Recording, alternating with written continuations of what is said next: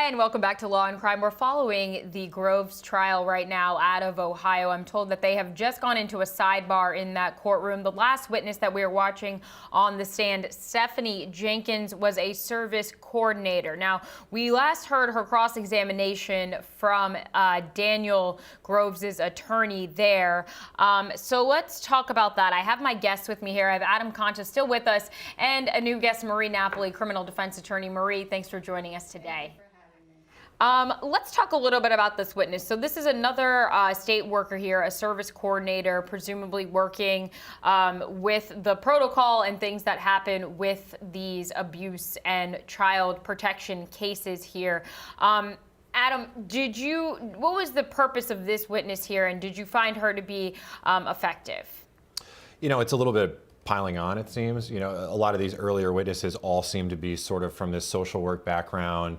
They're all sort of laying the case that these are two parents who are drug addicts and abusive and have a history of abuse. I just think now it's being switched for the purpose of it from the prosecution laying out their case, and now it's sort of ending up that the defense is laying out their defense that, yeah, I agree with everything the prosecution is saying. That's why you never should have given us the baby back.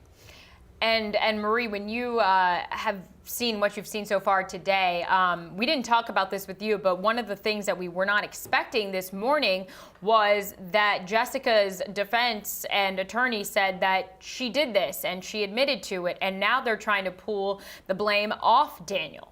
What are your thoughts on that? I think they're both to blame here, and they're both going to suffer the consequences for this heinous act. And the defense, in their defense, to me, does not seem a very smart defense. I don't think that this case should even be tried. They should be trying to work out some kind of deal with the prosecutors. And that's interesting because Adam kind of said something similar earlier when we were talking, I think, during one of the breaks, how you were surprised that there wasn't more rumblings or maybe even a deal being made right now, and that this is still going on. Well, yeah, I think I disagree in part, though. I think it is a good defense for Daniel because there's no defense, right? There's no defense whatsoever.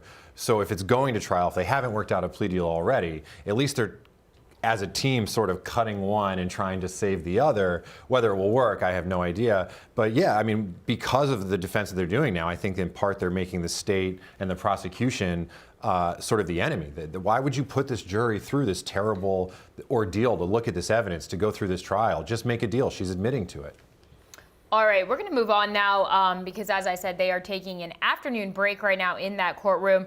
We're going to go back and play some of the testimony from a maternity ward nurse. This was from earlier today. Let's do it. All right, so listening to the maternity ward nurse now, talk a little bit about what and how Jessica and both Dylan were during this birth and as this baby was born. She said it is not... The baby, they knew immediately, had tested positive for meth. The baby had illicit drugs in it. She mentioned a lot of the behavioral parts of Dylan, how they were not normal, what would happen when a normal baby was born. So this testimony here, really, really effective and important. Marie, what do you make of that? I think the whole idea of this testimony is to say that child services was negligent.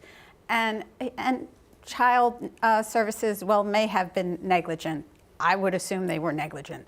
But that doesn't take away the liability of the criminal acts of the defendants in this case.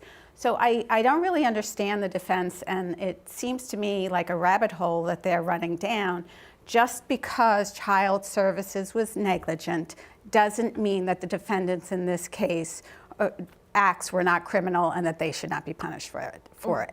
So that's what I take from all this testimony. Right, and listening to how they've questioned the other witnesses we've seen since, it seems like they are also, again, sort of trying to shift the blame toward the state and the social service workers when, as you said, well, the defendants are still responsible for this here because they were the people on drugs. They were the people that did X, Y, and Z here. How does a juror separate that in their mind, do you think, Adam?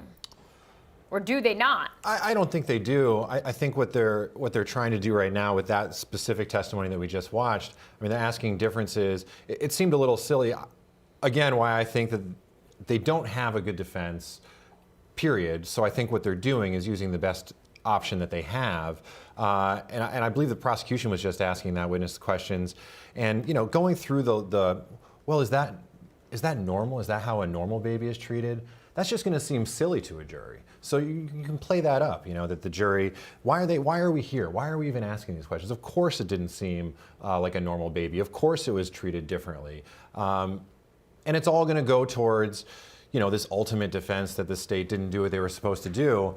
But it's as good of a defense as the prosecution is at adjusting to it. Because if they can't adjust to it and they're stuck with whatever theory they had going into on how to convict both of these people, whatever they had planned, they at least have to adjust enough to account for a massive shift in what they expected. So if they're not prepared to adjust for those questions right there told me they weren't prepared to adjust to what's now happening in front of them. They'll probably be more prepared tomorrow with every witness, but they have to be ready to adapt to this. And if they aren't, then it could become an even more effective defense. All right, Adam, Marie, thank you both. We're going to take a quick break right now on Law and Crime. When we come back, we have more on the Groves' trial out of Ohio. Stay with us.